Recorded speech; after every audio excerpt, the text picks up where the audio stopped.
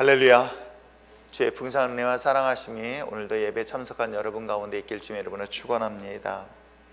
세상이 아무리 어둡고 절망 속에 있을지라도 그 한 줄기의 작은 빛은 새로운 생명을 살리기에 충분하다는 것 여러분 아십니까?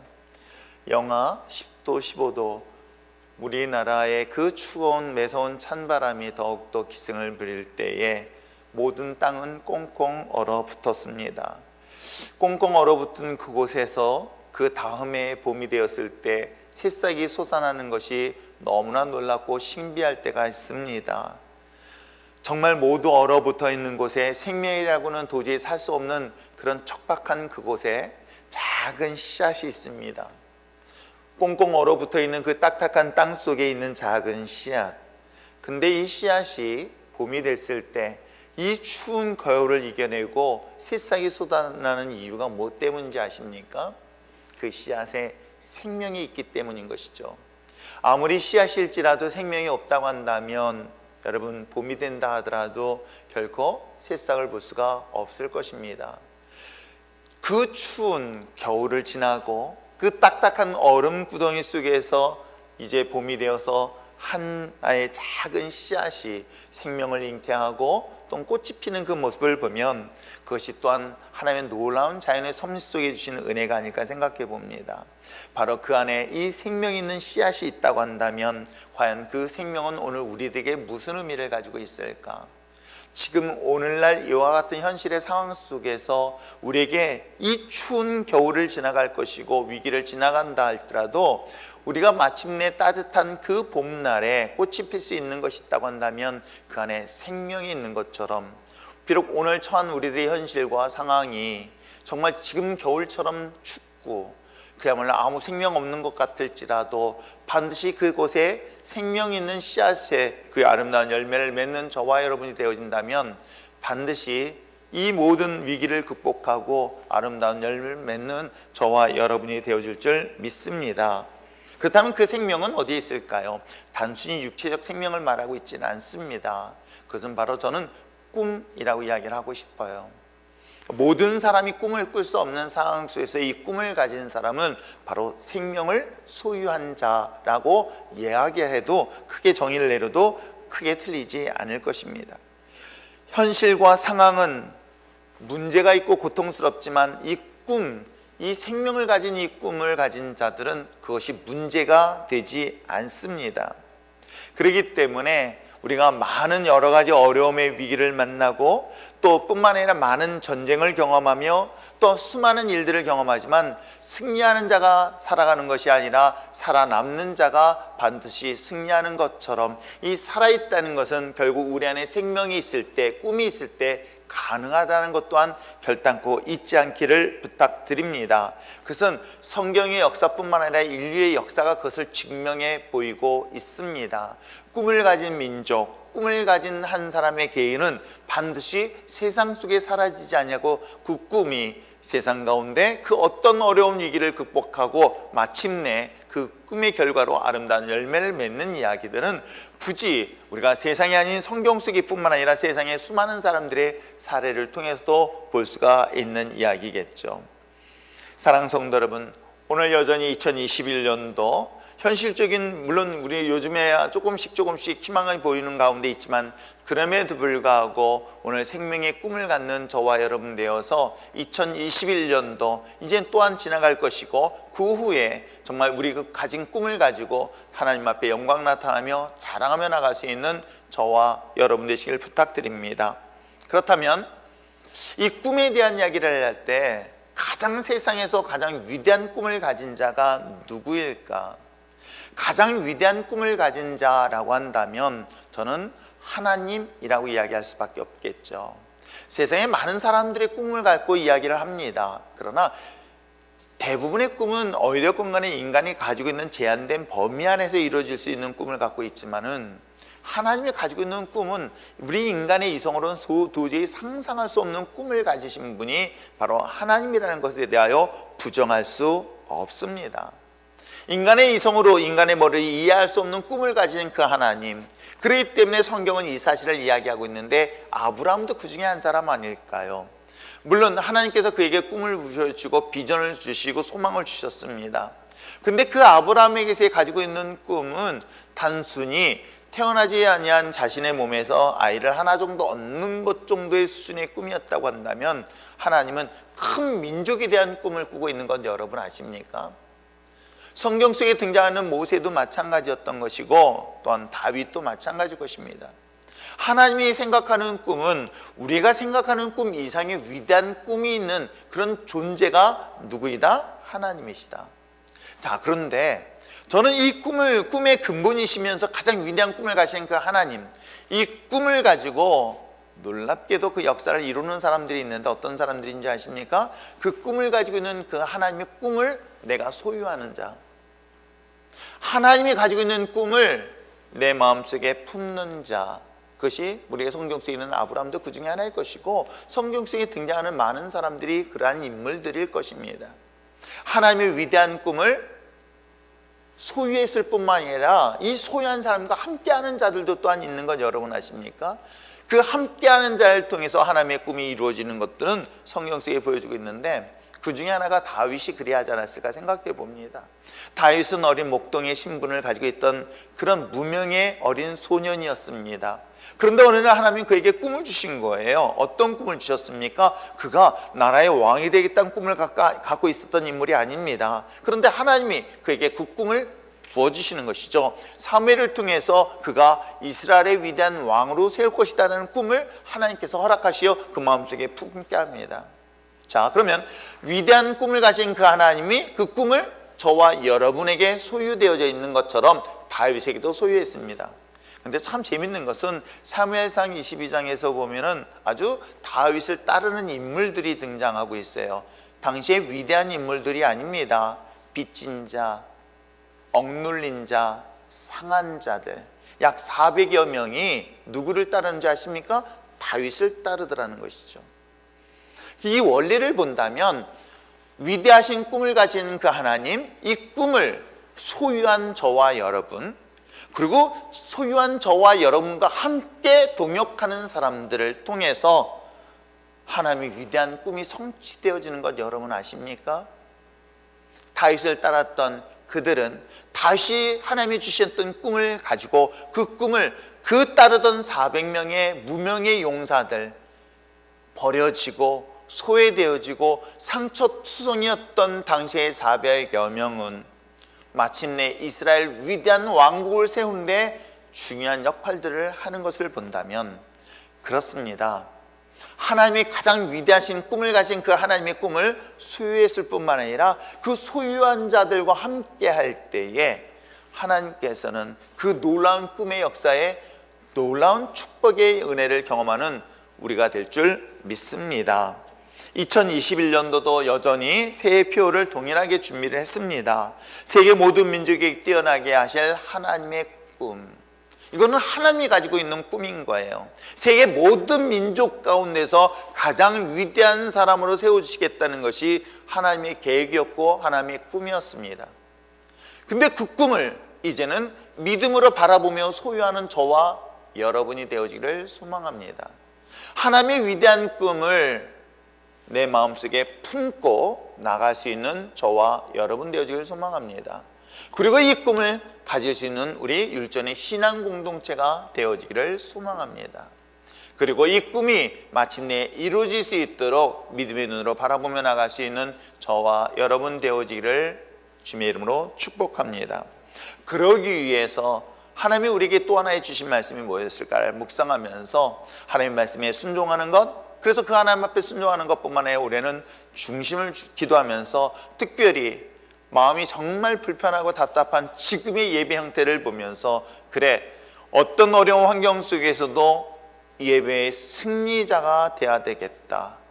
하나님의 위대한 꿈을 갖고 그 꿈을 소유하고 그 꿈이 이루어지기 위해서 하나님이 우리가 요구하는 것이 무엇일까 말씀 묵상하는 가운데, 예배의 승리가 곧 여러분의 삶의 승리가 될 것이고 한국의 교회가 다시금 회복되는 역사가 일어나게 될 줄 믿습니다. 여러분, 예배의 승리는 곧 여러분의 삶의 승리라는 것에 대한 것은 분명한 진리인 거예요. 목회자로서 이 예배를 방해하는 일들을 수없이 경험할 때마다 얼마나 외롭고 고통스러운지 몰라요. 하나님 앞에 예배드리는 이 예배의 모든 것들을 방해받고 있는 이때에 여러분, 어떤 것과도 타협하지 않냐고 예배의 승리에는 목숨을 내어놓는 승리할 때에 반드시 하나님 그 위대한 꿈이 무명한 우리를 통해서 이루어질 뿐만 아니라 그 예배를 통해서, 예배를 사모하는 자들을 통해서 하나님의 나라는 반드시 확정될 줄 믿습니다. 그러기에 오늘 주신 우리 신명기 말씀에 이어서 오늘 주신 이 본문의 말씀처럼 특별히 하나님을 기쁘시게 할 수 있는 그 예배에 대한 이야기를 가지고 2021년도 첫 예배의 말씀을 살펴보려고 합니다. 2021년도 예배 승리를 통해서 하나님의 영광이 여러분의 가정과 삶 가운데 회복되어지기를 주님으로 축복합니다. 진짜 힘들고 어려운 여건과 상황 속에서 여러분 예배 드린다는 거 결코 쉽지 않습니다. 예배를 드리는 순간부터 수많은 방해가 있고 위협이 있고 어려움도 있습니다. 그렇기 때문에 그 온전한 예배를 나온다는 것 또한 결코 쉬운 결단, 그리고 쉬운 용기가 결단코 아닐 것입니다. 그러나 분명히 기억하십시오. 예배는 하나님을 기쁘시게 하는 것일 것입니다. 하나님을 기쁘시게 한다는 것은 곧 하나님의 꿈이 우리 가운데 성취되어지는 중요한 아주 핵심적인 요소요 가치라는 것이겠죠. 우리가 신앙인으로서의 가장 중요한 핵심적 가치는 이건 절대로 어떤 것과도 타협해서도 아니 되고 타협할 수 없는 것이겠죠. 그게 바로 예배일 줄 믿습니다. 하나님의 위대한 꿈을 소유하고 성취하는 데 있어서 가장 중요한 핵심적 가치, 바로 그것이 하나님 앞에 예배하는 자라는 것, 그 사실을 결단코 잊지 않냐고 2021년도 코로나가 언제까지 우리의 신앙과 우리의 예배를 방해할지는 알 수 없으나 그럼에도 불구하고 여러분 반드시 예배의 자리로 승리하며 나갈 수 있는 저와 여러분 되시길 부탁드립니다. 그렇다면 정말 하나님이 기뻐하는 예배가 무엇일까? 그것은 삶으로 사는 것입니다. 따라 하시길 바랍니다. 진정한 예배는 삶으로 사는 것이다. 그렇습니다. 우리는 예배의 자리에 예배를 보러 오는 것이 아니라 예배를 드리러 오는 것입니다. 여러분, 예배를 드린다는 것은 무엇을 말하는지 아십니까? 단순히 물질만 드리는 것이 아닙니다. 삶을 통해서 드리는 것입니다. 내가 삶의 현장에서 이 삶의 승리를 가지고 주님 앞에 기쁜 마음으로 나올 수 있는 자들이어야 그것이 진정한 예배라고 성경은 말하고 있어요. 그래서 오늘 성경 로마서 12장 1절 2절의 말씀을 통해서 하나님의 가장 기뻐하는 자, 이 기뻐하는 그 예배가 무엇일까? 세 가지의 삶을 이야기하고 있습니다. 첫째는 뭐냐면 2절의 말씀에 너희는 이 세대를 본받지 말라고 이야기하고 있습니다. 이 세대를 본받지 않는 그리스도인의 삶을 사는 것이 곧 예배다라고 잊지 마시길 부탁드립니다. 단순히 우리가 이 자리에 나오는 것뿐만 아니라 삶을 사는 것인데 어떻게 삶을 사는 것이에요? 이 세대를 본받지 아니하는 자의 삶을 사는 것, 그것이 곧 하나님이 기뻐하는 자의 예배다라고 정의를 내리고 있는 것이죠. 그렇다면 과연 이 세대가 어느 세대인가를 보시길 바랍니다. 바울이 얘기하고 있는 로마서 당시 시대의 그 세대는 어땠으며 그리고 2000년이 지난 지금 이 세대는 어떠한 것인가를 돌아보시기를 바랍니다. 그래서 이건 신앙이 내는 딱 두 가지 중심이에요. 하나는 하나님의 중심이냐 아니면 인간 중심이냐, 딱 두 가지로 나눠져 있습니다. 그걸 신본주의냐 인본주의냐라고 정의를 내려도 크게 무리 없는 해석일 것이에요. 과연 이 세대가 하나님의 중심의 세대이냐 아니면 인간의 중심을 가지고 있는 세대를 살고 있느냐라는 것들을 분별하지 못하고 있다고 한다면 여러분 심각한 상황일 수밖에 없죠. 그 인본주의 시대라는 것은 사람이 중심이고 사람이 주인이고 사람이 가장 우선순위를 두고 있는 것이겠죠. 놀랍게도 교회도 그럴 수가 있습니다. 교회도 사람을 만족하게 할 수 있는 교회가 될 수 있고요, 사람이 중심이 되는 교회가 될 수 있습니다. 예배는 사람을 기쁘게 하는 것이 아니라 하나님을 기쁘시게 하는 예배예요. 부모에게 효도를 하는 것은 자식이 원하는 대로 하는 것이 효도가 아니라 부모가 원하는 것을 해드리는 것이 효도라고 이야기합니다. 용서하는 것도 마찬가지 아닐까요? 누군가의 용서를 하는데 용서하는 사람이 일방적으로 하는 것이 아니라 용서를 받는 사람이 용서를 해야지만 그 용서가 된다는 이야기 여러분 이해하시겠죠? 예배도 마찬가지인 거예요. 예배는 하나님을 기쁘시게 하는 것이지 그것이 인간을 기쁘게 하는 것 아니라는 것을 분명히 기억해야 할 것입니다. 그럼에도 불구하고 이 시대에 이 신본주의와 인본주의적 계속적인 갈등과 견제와 긴장하고 있는 이유가 있습니다. 뭐냐면 어느 것이 신본주의냐, 하나님의 중심이냐, 어느 것이 인간 중심이냐라는 그 경계가 정말 모호할 때가 많이 있어요. 지금 예배 자리도 마찬가지인 거예요. 그 경계가 모호하다 보니까 내가 하나님 앞에 드려지는 것에 대하여 이것이 인간적인지 하나님이 중심적인지 우리가 헷갈리는 경우가 얼마나 많은지 모릅니다. 특별히 하나님의 자녀들, 하나님의 백성들이 세상 속에 살아갈 때에 이러한 고민에 빠질 수밖에 없는 것이겠죠. 그리스도인들이 세상 속에서 하나님의 중심의 삶과 세상의 인간 중심의 삶 속에서 과연 어떤 선택을 해야 될 것인가, 이것을 교회가 바르게 가르쳐야 되고 목회자가 바르게 가르쳐야 함에도 불구하고 교회 또한 완전하지 못하고 목회자 또한 완전하지 못하다 보니 우리는 끊임없이 실수와 잘못을 저지르는 경우를 종종 보게 되어집니다. 신명기 새벽 강의를 할 때에 말씀을 묵상하면서 더더욱 제가 마음속에 와닿았던 것은 예배에 있어서도 그 정한 장소와 그 정한 때를 굳이 하나님께서 이야기한 이유가 무엇 때문일까? 신명기 12장의 말씀에 보면은 그 중요한 이유는 각기 소신대로 따르는 것에 대한 주의를 이야기하고 있는 거예요. 내가 정한 시간, 내가 정한 장소를 정하는 순간에는 그 어떤 경우일지라도 흔들리지 아니할 것을 요구한 이유가 때에 따라서는 자기의 생각대로 자기의 상황에 따라서 이것이 변화될 수 있다는 것을 하나님은 아셨기 때문에 모압 평지에서 너희들이 도착할 가나안 땅에서 예배는 이와 같이 정한 시간과 정한 장소에 대하여 분명히 지적한 이유가 바로 그런 이유 때문이라고 한다면 오늘 우리들도 마찬가지 아닐까요? 결국 이 세대를 본받지 아니한 그리스도의 삶이라는 것은 끊임없이 다가오는 인간 중심의 이 풍조로부터 우리가 거절할 수 있는 용기, 그리고 그리스도인답게 하나님의 믿음의 자녀의 삶을 사는 것, 이걸 거룩한 삶이라고 이야기합니다. 구별된 삶을 이야기하고 있겠죠. 그것이 하나님의 중심의 삶을 살아낼 수 있는 저와 여러분 되시길 주님의 이름으로 부탁드립니다. 하나님께서 기뻐하는 자들의 모임인 교회 공동체도 마땅히 그리해야 되지는 않을까요?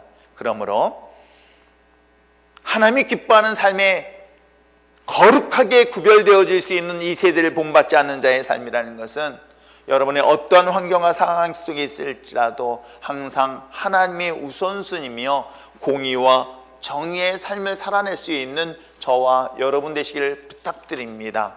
물론 그로 인하여 위기들을 만나고 손해를 볼 수 있고 어려움을 만날 수 있습니다. 그러나 여러분, 그 위기는 그 위기 뒤에 하나님의 영광, 하나님의 그 위대한 꿈의 결과가 여러분을 기다리고 있다는 것 잊지 마시고 믿음으로 승리하며 나갈 수 있는 저와 여러분 되시길 부탁드립니다.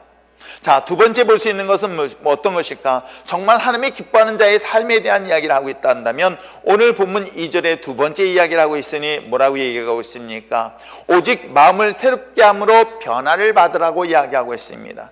오직 마음을 새롭게 함으로 변화되어지는 삶을 요구하고 있는 것이겠죠.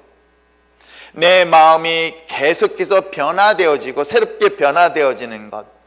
그러나 사람은 나이가 들면 들수록 현실에 안주를 하거나 과거 지향적으로 인간의 마음은 딱딱하게 굳어갈 수밖에 없게 되어집니다.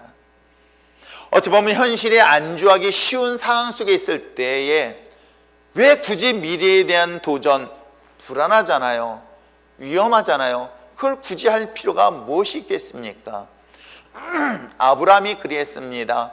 그가 살던 갈대아 우르라는 것은 메소포타미아 그 티그리스와 유프라데스 강에 있는 하구 지역으로서 4대 문명지라고 발전되어질 수 있는 곳 중에 하나이기도 합니다. 그 정도로 문화가 발달되어 있고 경제적인 활동도 왕성했던 곳이기도 합니다.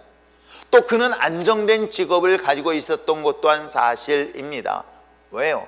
그는 우상의 형상을 만드는 직업을 갖고 있었으니 그것처럼 안정된 직업이 과연 어디 있겠습니까? 그런데도 불구하고 하나님에게는 그것을 떠나라고 이야기하고 있습니다. 그것을 떠나서 그가 하나님이 지시한 가나안 땅으로 이동하라고 옮겼었을 때에 그건 단순히 몸을 말하는 것이 아니에요. 쉽게 안주하기 쉬운 우리들의 삶들, 또 안주할 뿐만 아니라 과거 지향적인 우리들의 삶 속에서 우리의 마음은 끊임없이 내일을 향하여 새롭게 비전을 가질 수 있는 미래의 지향적인 그런 하나님의 사람으로 살 수 있도록 요구하고 있는 내용이 하나님이 기뻐하는 자의 삶이라고 이야기를 하고 있습니다. 말씀드린 것처럼 우리의 마음은 끊임없이 현실에 안주하거나 과거에 묶여 있을 때 삶이 더 편하기 때문에 그것이 익숙할 수 있지만 그러나 그에게는 더 이상 미래의 희망을 가질 수 없을 것입니다. 세상 속에 살아가는 그리스도인들이 세상에서 도태되는 이유가 무엇일까? 많은 그리스도인들을 살펴보면서 왜 세상 속에서 왜 굉장히 엄청난 영향력을 끼치지 못하고 있을까라고 본다면 현실을 안주하거나 아니면 미래 지향적인 모습으로 새로운 것에 대한 도전을 못하고 있는 것들, 새로운 것에 대한 변화에 대한 두려움을 갖고 있는 모습들을 수없이 보게 되어집니다. 미래의 지향적 사고라는 것은 시대를 변화시킬 수 있고 이끌어가는 그 주도에 나갈 수 있는 그런 리더십을 하나님은 우리에게 요구하고 있는 것이죠. 문화와 정치, 경제 등 모든 분야에서 그리스도인들이 이 창의적인 아이디어를 가지고 미래를 바꿔나갈 수 있는 것 또한 하나님이 이 시대에 요구하고 있는 거룩한 자녀라는 것 여러분 아십니까? 그래서 요셉을 그렇게 사용하셨던 것이에요. 그가 살던 가나안 땅에서 애굽으로 보냈고 앞으로 일어날 것에 대한 미래를 준비할 수 있도록 그에게 뭐예요? 미래의 지향적인 꿈을 주셨던 것 여러분 기억하시겠습니까? 오늘날 이 코로나의 이 시대, 그로 인하여 가정과 사업장과 직장, 교회는 과연 어떻게 극복해 나갈 수 있을까? 이것을 극복할 수 있는 방법이 과연 무엇일까? 한 가지 분명한 것은 하나님의 약속을 믿고 신뢰하는 그리스도인이라고 한다면 여러분 눈앞에 보이는 풍랑을 보는 것이 아니라 풍랑을 잠잠케 하시는 하나님의 역사를 믿음의 눈으로 바라보고 선포하며 나갈 수 있는 저와 여러분 되어야 할 줄 믿습니다. 지금 내 눈앞에 처하여 있는 그런 환경과 상황을 보는 것이 아니라 앞으로 하나님께서 이루어질 그 약속의 말씀에 성취될 것을 믿음의 눈으로 바라본다면 그 미래는 바라보는 대로 역사하게 될 줄 믿습니다. 지금 처하는 상황이 위험하다, 못하겠다라고 한다면 여러분 놀랍게도 하나님의 역사는 일어나지 않습니다. 그래서 베드로도 무리를 걸어보는 그런 놀라운 기적을 경험한 것도 마찬가지 아닐까요? 죽은 지 사흘이 되어 썩은 냄새 나고 있는 한 시신을 주목하는 것이 아니라 그 닫힌 무덤을 열어내고 썩은 시신이 살아나는 그런 하나님의 놀라운 역사를 믿음의 눈으로 바라보며 나갈 수 있는 저와 여러분 되실 때에 우리의 마음은 놀랍게도 미래 지향적인 역사를 경험하게 될 줄 믿습니다. 100세에 얻은 아들 이삭을 바라보면서 만족하는 것이 아니라 하나님은 먼 훗날 장정 60만 명이 애굽에서부터 출애굽하는 큰 민족을 이룰 것을 가진 것이 하나님의 꿈이었다고 한다면 여러분 어떤 꿈을 선택하고 어떤 마음을 가지고 미래를 바라보시겠습니까? 목회를 하면서 안타깝고 답답하고 이로 인해서 막 고통스러울 때가 참 많이 있어요. 이럴 때는 하나님께서 왜 내게? 라는 안타까운 마음들이 사실은 정말 많은데 그럼에도 불구하고 여전히 이 고독한 이 길을 선택할 때마다 지금의 모습이 아닌 하나님이 내일의 역사를 기대하면서 나가는 것들을 제 마음속에 품고 있기에 이 꿈을 여러분 함께 나눔으로 말미암아 하나님의 역사를 이루는 저와 여러분 되어지길 소망합니다. 날마다 하나님의 말씀을 의지하고 그 희망을 새롭게 마음속에 새긴다면 우리는 우리의 마음이 매일같이 새로운 변화의 놀라운 역사를 경험하게 될 줄 믿습니다. 내 마음을 끊임없이 미래를 향한 하나님의 놀라운 역사에 대한 그런 마음으로 채워보십시오. 그렇다면 반드시 하나님이 그 바라보는 대로, 선포하는 대로 역사하게 될 줄 믿습니다. 마지막으로 볼 수 있는 것은 무엇일까? 어떤 삶을 사는 것이 하나님이 기뻐하는 자의 삶이며 그것이 예배일까? 말씀드린 것처럼 이 세대를 본받지 아니하는 것처럼 세대의 풍습을 따르는 것이 아니라 하나님의 뜻, 하나님의 놀라운 섭리 속에서 하나님의 중심의 삶을, 이제는 내 마음속에는 미래를 향하여 끊임없이 새로운 열정과 소망을 가진 것, 그런데도 불구하고 여기에 또 조심해야 될 것이 있으니 하나님보다 앞서지 아니하고 이것이 내 중심이 아닌 하나님의 중심이 되기 위하여 끊임없이 점검해야 될 것이 무엇이냐면 하나님의 뜻을 분별하는 것이겠죠. 이것이 하나님이 정말 우리 삶 속에서 기뻐하는 자의 삶일 것이고, 그 삶은 하나님의 그 엄청난 위대한 꿈을 내가 소유했을 뿐만 아니라 그 꿈이 이루어지는 역사를 반드시 경험하게 될 줄 믿습니다. 하나님의 그 엄청난 위대한 꿈이 나의 꿈이 되어지고 그 꿈이 마치 내 삶 속에 현실로 드러나는 것을 가지고 있다고 한다면, 여러분, 우리의 과거의 삶 중요하지 아니하고 현재 모습 중요하지 않습니다. 무명한 자를 유명한 자로 삼으실 것이고 낮은 자를 하나님은 강한 자로 삼게 하시며 가난하고 부족한 자를 하나님이 들어 사용하실 때 더 큰 위대한 인물로 삼으신다는 것을 결단코 잊지 아니한다면 무엇보다도 하나님의 기뻐하는 예배의 삶을 살아갈 수 있는 저와 여러분 되시길 부탁드립니다. 그렇기 때문에 더더욱 제일 중요한 것이 하나님의 뜻을 분별하는 것이겠죠. 자, 우리 2절 말씀을 함께 읽어보시기를 바랍니다. 2절 읽겠습니다. 시작.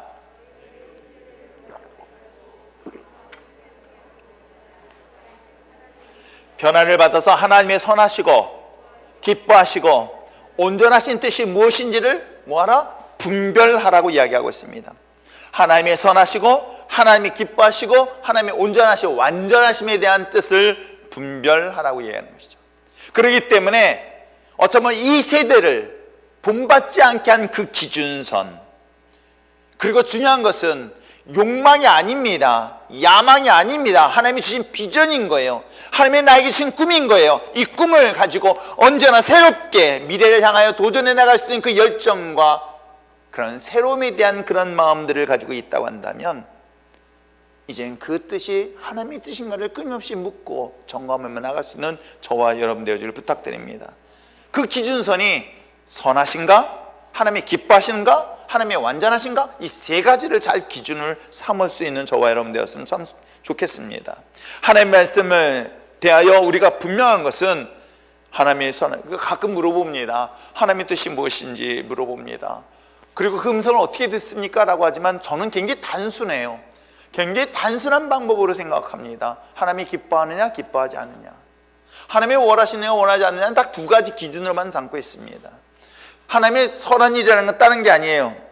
그건 하나님의 일인 거예요. 여기서 선한 것 한 것은 세상에 선한 것은 세상에 없기 때문에 그래요. 여기서 선하다는 것은 우리가 얘기하는 것처럼 우리 인간이 가지고 있는 윤리와 도덕적 기준으로 착하고 또한 착하고 악한 것에 대한 기준선을 말하는 것이 아닙니다. 선한 것은 하나님의 일을 하는 것이 선한 것입니다. 왜? God is good. 오직 유일하게 선의 기준은 하나님밖에 없기 때문에 그렇습니다. 그렇기 때문에 세상 사람들이 볼 때에 하나님의 일이 악해 보일 수도 있습니다. 복음을 전하는 일, 세상 믿지 않는 사람들에게 그게 악해 보여서 핍박할 수 있습니다. 믿지 않는 자들에게는 예수를 믿으라는 이 말은 불편할 뿐만 아니라 그것이 좋지 않게 보일 수 있습니다. 그러나 하나님의 일하는 것, 하나님이 기뻐하는 그것이 곧 선이며 또한 우리 삶 속에서 누구를 기쁘게 할 것인가를 분별한다면 이 기준선은 굉장히 선택하기에 쉬워져요. 인생을 살아보면서 목회를 하면서도 왜 이렇게 단순하게 살 수 있었을까? 굉장히 자랑할 것이 없었어요. 남들처럼 드라마틱한 간증이나 그런 역사를 이야기하기에는 그런 부분은 없습니다. 그런데도 불구하고 큰 어려움 없이 올 수 있었던 것은 이 기준선이 분명했기 때문인 것이겠죠. 그러나 여러분, 그 기회는 돌아오지 않습니다. 그래, 다음에 하면 되지? 미안하지만 인생이라는 것은 다음이 없어요. 인생이라는 것이 다음이 있다고 한다면 얼마나 좋을까요? 한번 살아보고 그 다음에 또 다시 하면 되겠지 라고 하지만 미련하게 인간은 그 생각을 못하는 거예요. 어리석은 선택이 결국은 다시금 우리 인생에 기회가 없다는 것을 인생이 지난 다음에서야 후회하고 후회하며 살아가는 사람들이 있는 이유가 이런 이유 때문은 아닐까요? 진짜 하나님이 기뻐하는 것이 무엇일까? 하나님의 완전하심에 대한 그 뜻을 기준 삼을 수 있는 저와 여러분, 그것이 하나님의 성경의 말씀의 이야기를 하고 있는 거예요. 하나님의 말씀을 기준으로 이야기를 하고 있습니다. 앞으로 돌아가 볼까요? 하나님은 위대한 꿈을 가지셨다라고 얘기했습니다. 하나님의 꿈은 인간이 가지고 있는 상상 이상의 것이에요. 제가 목회를 22년 동안 23년 동안 해보면서 참 빙산의 일부분 보면서 여기에 자족하고 교만해지는 사람들의 사례들을 정말 많이 봐요. 하나님이 이걸 주셨으니까 야, 이만큼 주셨어? 근데 여러분, 빙산이라는 것은 10분의 1밖에 나와 있지 않아요. 10분의 9가 그 밑에 숨어져 있는 거예요. 근데도 바보 같은 인간은 어리석어서 지금 이 10분의 1이 정말 대단하다고 생각해서 그 받은 은혜를 점점 잃어버리는 사례들을 의외로 많이 봐요. 우리가 생각하는 수준의 꿈과 달리 하나님의 꿈은 우리가 이 머릿속으로 상상할 수 없는 엄청난 꿈을 하나님은 갖고 계세요. 그리고 그 꿈을 이룰 사람을 찾고 있어요. 당신이 하나님이라는 존재를 알려주고 싶은 대상을 찾고 있는 거예요. 누구를 통해서, 어떤 사람을 통해서 하나님이 하나님이심을 알려주길 원하는데도 불구하고 그 꿈을 가진 자를 찾지 못하시고 있는 건 여러분 아십니까? 하나님의 위대한 꿈, 그 위대한 꿈을 소유한 자를 통해서 하나님의 역사는 계속 이어져 가고 있는 것 여러분 아십니까? 좋은 조건, 좋은 환경에 가지 않냐고 제가 이곳에 머물면서 기도하면서 하나님, 어느 때인지는 제가 알 수 없지만은 하나님의 그 위대한 꿈을 가진 자들이 이곳에서 이 세대든 다음 세대든 그 다음 세대든 그 꿈이 성취되어지기를 저는 소망합니다.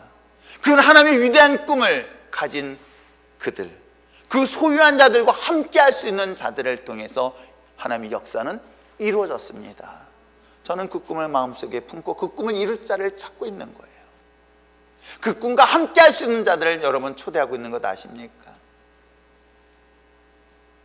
그것에 대하여 우리가 분명하게 분별할 수 있는 것은 이것이 어떤 것이 하나님의 뜻인지, 이것이 하나님의 뜻이 아닌지를 우리는 분명하게 지혜롭게 분별하며 선택할 수 있는 저와 여러분 됐으면 참 좋겠습니다.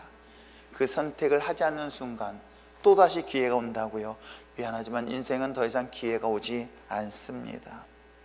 그렇기 때문에 하나님의 말씀을 우리가 붙잡고 살아야 되는 이유가 여기에 있는 거예요.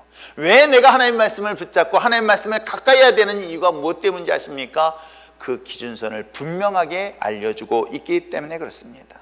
그 말씀으로 우리가 성장해야 되는 이유가, 그 말씀을 가지고 믿음으로 성장해야 되는 이유가 하나님의 그 엄청난 위대한 꿈을 이루는 데 있어서 하나님의 뜻이 무엇인가를 분명하게 분별하는 그 기준이 되는 것이 성경 속에 기록되어 있다고 한다면 그 반대가 뭔지 아십니까? 자기의 생각대로 간다는 거예요. 또 하나 볼 수 있어요. 하나님의 말씀뿐만 아니라 또 하나 기준을 잡을 수 있는 건 그건 기도예요. 그래서 매년마다 제가 특별 새벽 기도를 하는 이유도, 개척 때부터 시작해서 지금까지 한 번도 빠지지 않냐고 하는 이유도 하나님의 말씀과 동시에 하나님의 뜻을 정확하게 분별할 수 있는 이 기도의 자리에 우리 모든 성도들이 함께 참석해서 그 하나님의 기도의 꿈을 이루는 데 있어서 올바르게 바른 길로 가고 있느냐라는 것들을 점검할 수 있는 그런 시간을 만들겠습니다라고 하는 의미가 새해일의 특별 기도였던 것입니다. 그러기에 기도는 하나님의 말씀을 듣고 하나님의 말씀을 깨닫는 중요한 시간, 그래서 말씀과 기도는 신앙인에게 있어서 하나님의 뜻을 온전히 분별할 수 있는 그런 척도요 기준점이라는 것 결단코 잊지 않길 주님으로 축원합니다. 하나님의 위대한 꿈, 그 하나님의 위대한 꿈은 코로나19의 위기 상황 속에서도 그 꿈을 가진 자는 비록 이 코로나19가 굉장히 두꺼운 얼음처럼 생명이 솟아날 수 없을 것 같아도 그래도 이 속에서 주신 하나님의 꿈을 가진 자들은 이 생명이 있기 때문에 반드시 이 두꺼운 얼음을 뚫고 새싹이 다시금 솟아나고 아름다운 꽃을 피우는 것처럼 여러분 삶 속에서도 반드시 이런 영광이 드러나게 될 줄 믿습니다. 이 코로나의 위기 상황 속에서 우리를 건지고 그리고 도우시고 보호하시는 것은 하나님이 소유한 꿈을 소유한 자만이 가능하다는 것 잊지 마시기를 부탁드립니다. 이것을 통해서 반드시 하나님의 영광을 드러나게 될 줄 믿습니다. 삶이 곧 예배다.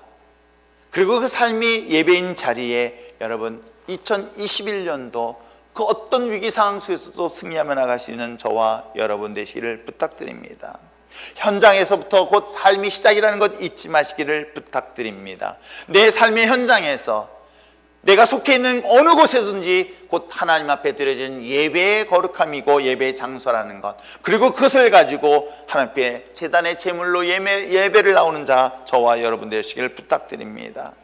그래야 해서 2021년도 새해 시작하는 첫 예배가 그 어떤 위기를 극복하고 이겨내어 마침내 2021년도 간증하며 고백하며 나갈 수 있는 저와 여러분 되시기를 다시 한번 주님으로 축복합니다. 말씀 전체를 정리해 보시길 바랍니다. 특별히 하나님의 형상으로 지음받는 저와 여러분에게 대한 위대한 꿈을 가지고 있습니다. 그 꿈을 소유하고 이룰 자를 찾고 있다면 바로 여러분 자신이 되길 소망합니다. 하나님, 보잘것없는 저지만 그 하나님의 위대한 꿈이 나의 꿈이 되어지기를 원합니다.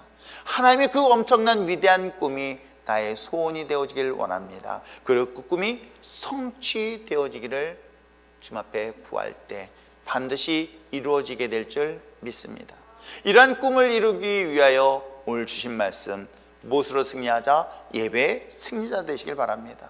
삶 자체를 통해서 하나님의 예배의 승리자가 될 수 있는 저와 여러분 되시길 바랍니다. 그러기 위해서 비록 힘들고 어려운 일지라도 세상에 풍조를 따르는 것이 아니라, 세상의 풍습을 따르는 것이 아니라, 인본주의가 중심이 되는 것이 아니라 하나님의 중심 신본주의 신앙으로 다시 한번 돌아설 수 있기를 바라며, 그럼에도 불구하고 우리의 마음은 끊임없이 미래를 향하여 마음의 열정을 가질 수 있는 저와 여러분, 그리고 더 중요한 것은 말씀과 기도로 하나님의 뜻이 무엇인가를 분별하여 어리석은 선택이 아닌 지혜로운 자의 삶을 선택을 통해서 하나님 앞에 영광 나타나 주님 앞에 큰 축복의 통로가 되어줄 수 있는 우리 율전의 신앙 공동체가 되시기를 주님으로 축원합니다. 기도하겠습니다.